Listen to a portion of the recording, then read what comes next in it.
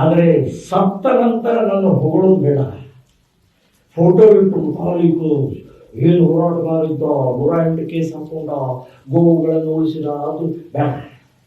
ನಾನು ಜೀವಂತ ಇದ್ದಾಗಲೇ ಪರಿವರ್ತನೆ ಒಂದು ದಾರಿ ಮಾದರಿ ಅಂತ ಅದಕ್ಕೋಸ್ಕರ ಇಲ್ಲಿಯ ಶಾಸಕರಿಗೆ ನಾನು ವಿನಂತಿ ಮಾಡ್ಕೊಳ್ತಾ ಇದ್ದೀನಿ, ಕಳಕಳಿ ವಿನಂತಿ ಮಾಡ್ಕೊಳ್ತಾ ಇದ್ದೀನಿ, ದಯವಿಟ್ಟು ಈ ಬಾರಿ ನನಗೊಂದು ಅವಕಾಶ ಕೊಡಿ.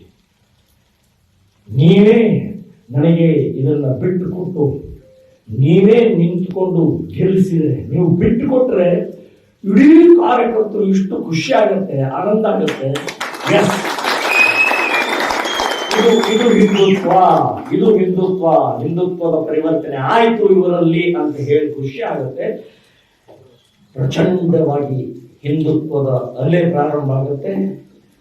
ಒಂದೇ ಒಂದು ಆಕಳು, ಒಂದೇ ಒಂದು ಹಸುವಿನ ರಕ್ತದ ಹನಿ ಈ ಕ್ಷೇತ್ರದಲ್ಲಿ ಬೆಳೆಸಿಕೊಡುವುದು ಅಂತ ಒಂದೇ ಒಂದು ಮತಾಂತರದ ಪ್ರಕ್ರಿಯೆ ಆಗುವುದಿಲ್ಲ, ಲವ್ ಜಿಹಾದ್ ಇಲ್ಲ. ಹೀಗೆ ಅನೇಕ ಹಿಂದುತ್ವದ ವಿಚಾರಧಾರೆಯನ್ನ ಪ್ರಾಮಾಣಿಕವಾಗಿ ಮಾಡಿ ತೋರಿಸ್ತೀನಿ ಅಂತನ್ನುವಂಥದ್ದು ನಾನು ಹೇಳ್ತಾ ಇದ್ದೀನಿ. ಅದಕ್ಕೆ ಶಾಸಕರೇ ದಯವಿಟ್ಟು ಕೈ ಮುಗಿದು ಕೇಳ್ಕೊಳ್ತಾ ಇದ್ದೀನಿ, ನನಗೆ ಒಂದು ಸಲ ಬಿಟ್ಟು ಬಿಡಿ. ಒಂದು ಸಲ ನನ್ನ ಕೊನೆ ಪ್ರಯತ್ನ ಇದೆ. ನಾನು ಈ ದೇಶಕ್ಕೆ, ಈ ಸಮಾಜಕ್ಕೆ, ಈ ಸಿದ್ಧಾಂತ, ಈ ಜನರಿಗೆ ನಿರಾಶೆ ತುಂಬಿದ್ದಾರೆ, ಅಂಜಿಕೆಯಲ್ಲಿದ್ದಾರೆ, ಭಯದಲ್ಲಿದ್ದಾರೆ. ಆ ಭಯದ ವಾತಾವರಣವನ್ನು ಮುಕ್ತ ಮಾಡಿ ನಿರಾಶೆಯಿಂದ ಮತ್ತೆ ಪುಟದೇಳುವಂತಹ ನಮ್ಮ ಕಾರ್ಯಕರ್ತರನ್ನ ಎದ್ದು ನಿಲ್ಲಿಸುವಂತಹ ಆ ಶ್ರೇಷ್ಠ ಕಾರ್ಯಕ್ಕೆ ನನಗೆ ನೀವು ಸಹಕಾರ ಕೊಡಿ ಅಂತ ನಾನು ವಿನಂತಿ ಮಾಡ್ತಾ ಇದ್ದೀನಿ.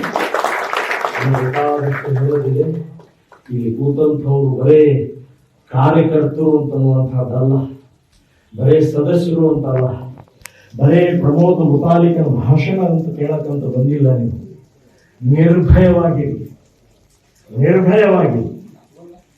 ಏನು ಹುಟ್ಟಿದ ಮೇಲೆ ಸಾವು ಇದ್ದೇ ಇದೆ. ಸಾಯೋದಿದ್ದರೆ ದೇಶಕ್ಕಾಗಿ, ಸಾಯೋದಿದ್ದರೆ ಧರ್ಮಕ್ಕಾಗಿ, ಸಾಯೋದಿದ್ದರೆ ಹಿಂದುತ್ವಕ್ಕಾಗಿ, ಸಾಯೋದಿದ್ದರೆ ಗೋಮಾತೆಗೋಸ್ಕರ, ಸಾಯೋದಿದ್ದರೆ ನನ್ನ ಅಕ್ಕ ತಂಗಿಯರಿಗೋಸ್ಕರ ನಾವು ಸಾಯೋಣ. ಸೊ ಅದಕ್ಕೋಸ್ಕರ ಧೈರ್ಯವಾಗಿ, ಹೆದರಿಕೆಯಿಂದ ಜೀವನ, ಹೆದರಿಕೆಯಿಂದ ನಾವು ಇಲ್ಲಿ ತನಕ ಬದುಕಿದ್ದು ಸಾಕು, ಸಿಡಿದೇಬೇಕಾಗಿದೆ. ಸೊ ಆ ಸಿಡಿದಿರುವಂತಹ ಮಾನಸಿಕತೆಯನ್ನು ನಾವು ಬೆಳೆಸ್ಕೊಳ್ಳೋಣ.